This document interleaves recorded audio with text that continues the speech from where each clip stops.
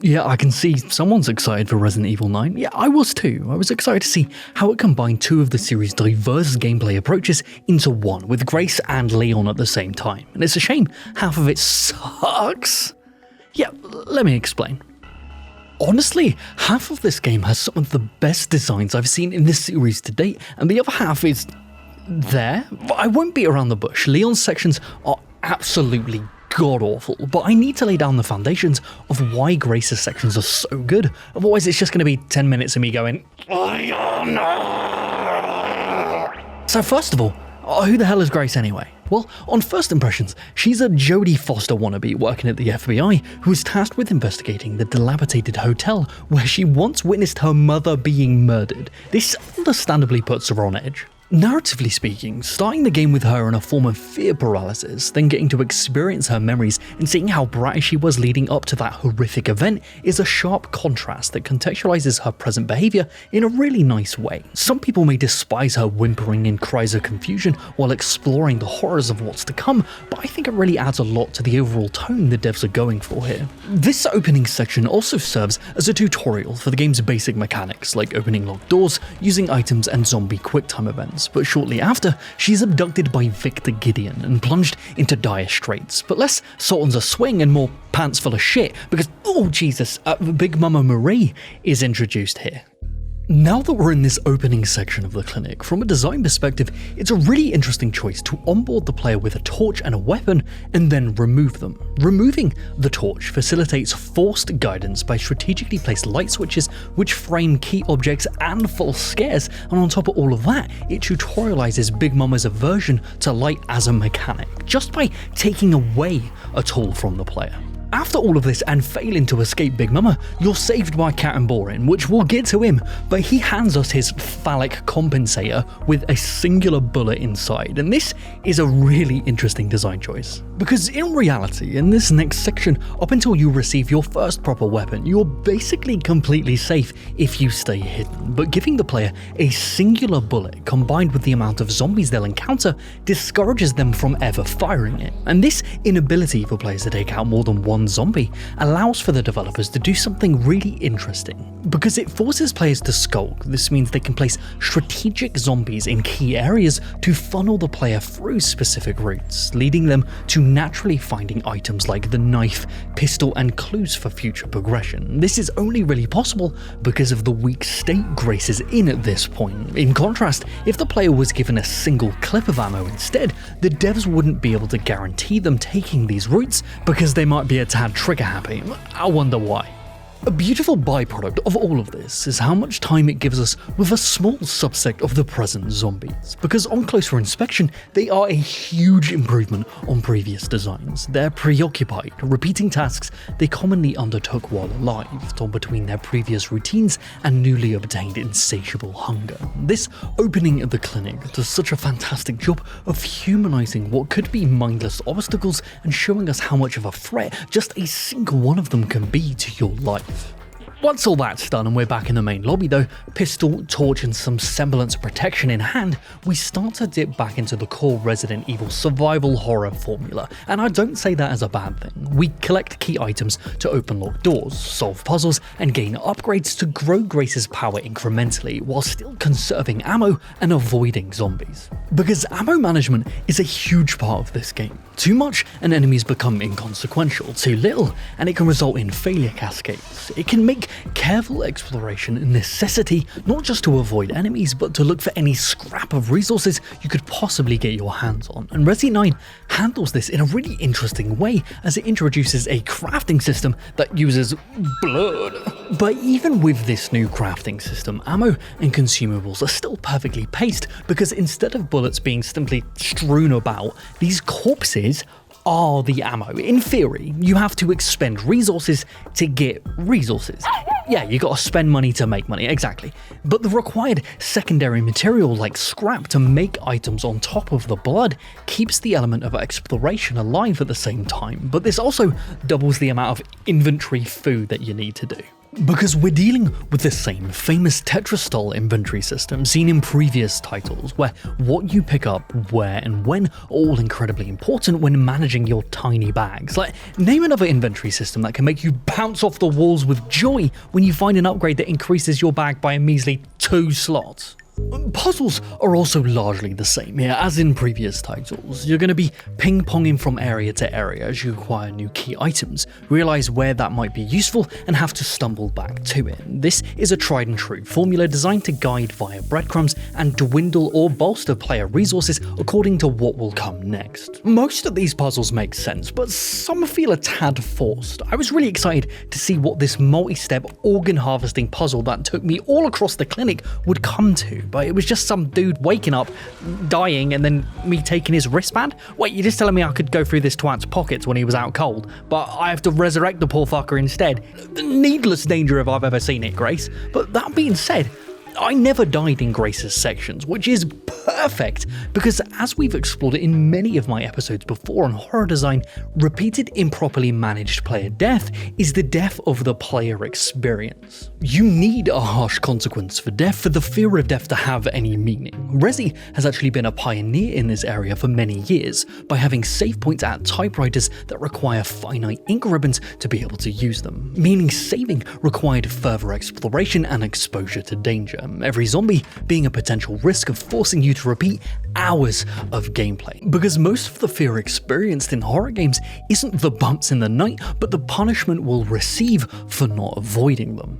But back in Resi 9, I'm casually playing and my game crashes, and when I load back in, it doesn't take me to the typewriter as I'd expect, but to the door of the area I had just entered moments ago. Well, it turns out the game uses autosaves at specific moments. Even in its classic mode, which is meant to emulate the previously used save system, ink ribbons and all, the game still uses autosaves, albeit limited to key areas. But on normal mode, which most people are going to start playing on, having autosaves is certainly a choice. It might be more convenient, but I also think it takes away from the survival horror experience as a whole. Knowing my mistakes, missed shots, dwindling ammo, and the oncoming zombie horde can be circumvented by respawning just outside the room to tackle the challenge again, convenience free, it's a design that's better suited for action horror games, not survival.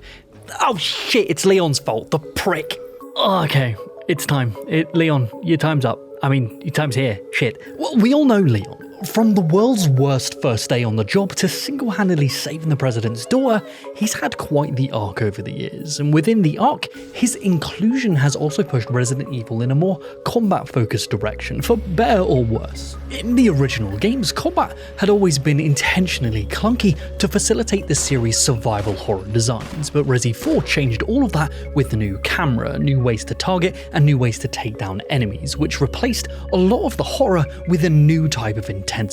Now, having half of Resi 9 be action-focused is sound in theory, but I think in execution, it digs up a lot of the groundwork Grace's sections attempts to lay down, for example with boss fights. Now, to be upfront and clear, I do not like boss fights in Resi games. I find them repetitive and honestly boring, but I understand from a design perspective why they exist. They're a thematic and mechanical climax to everything the player has been building up to, overcoming a huge obstacle, most of the time literally, that they've been forced to avoid this whole time, expending their precious resources to do so, putting them right back at square one. And I knew when Leon one-shot a boss in a cutscene that this was a really bad sign.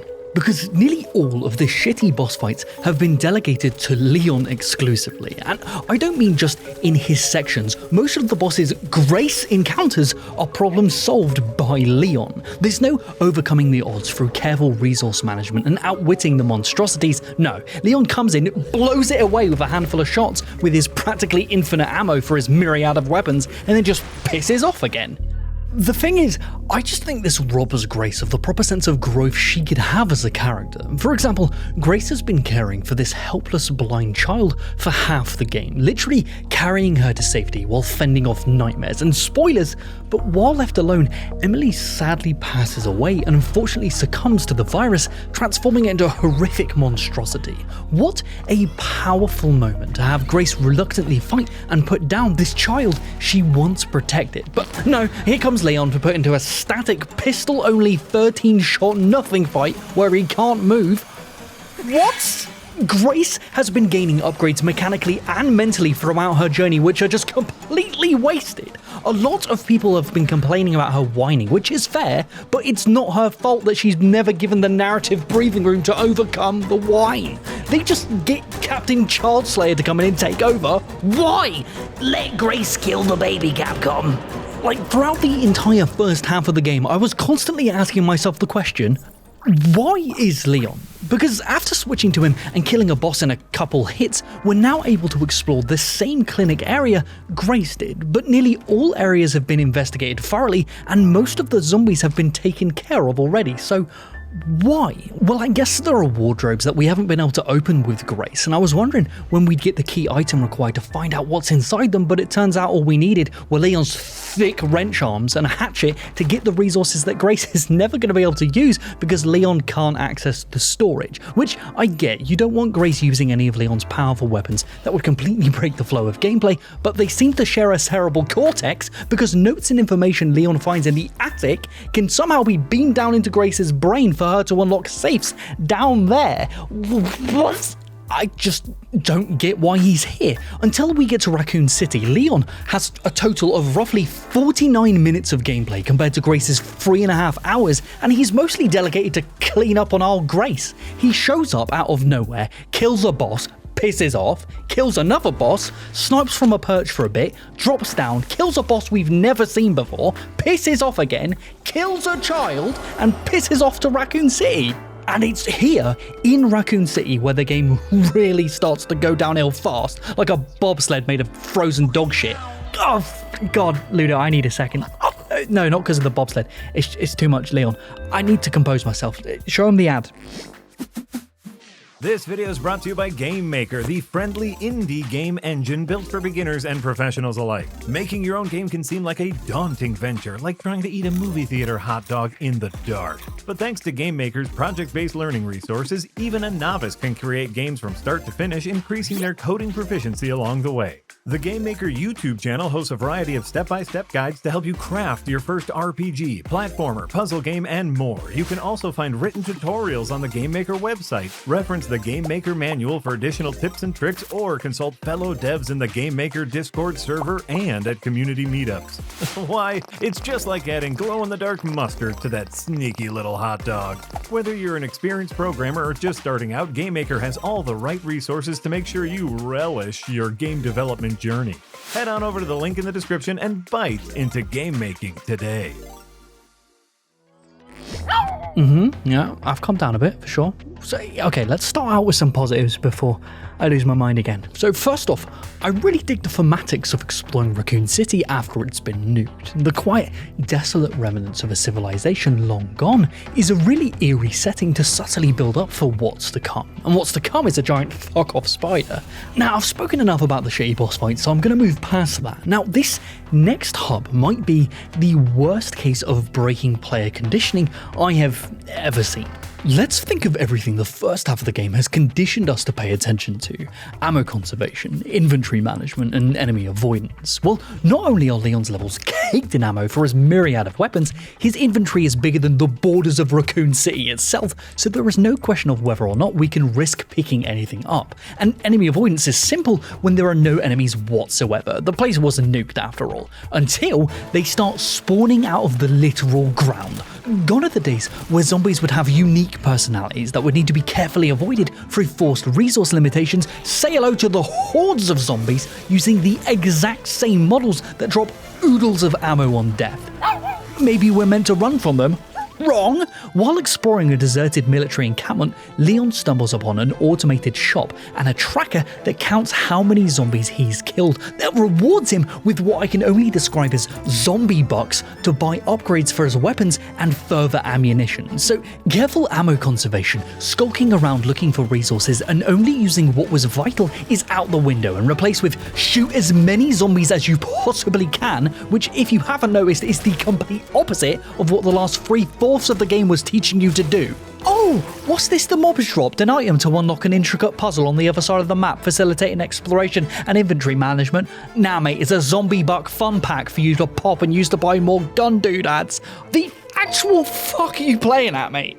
Wait, now that I take a closer look at it, in this section, the puzzles and the asset reuse for the environment and the zombies themselves, I truly believe the inclusion of Leon in this game may have been a late decision in the development process, because the question remains, why is Leon? Well, it turns out the new bioweapon umbrella was cooking up under Raccoon City was weaponized nostalgia, and you're the first test subject. Test subject 11, do you remember RPD? Do you remember the guy we turned into a makeshift bedside table? Well, he's back. Oh, he's gone again. How does that make you feel? Do you remember knife fights? Yes. What about chainsaws? Oh shit, he's dead.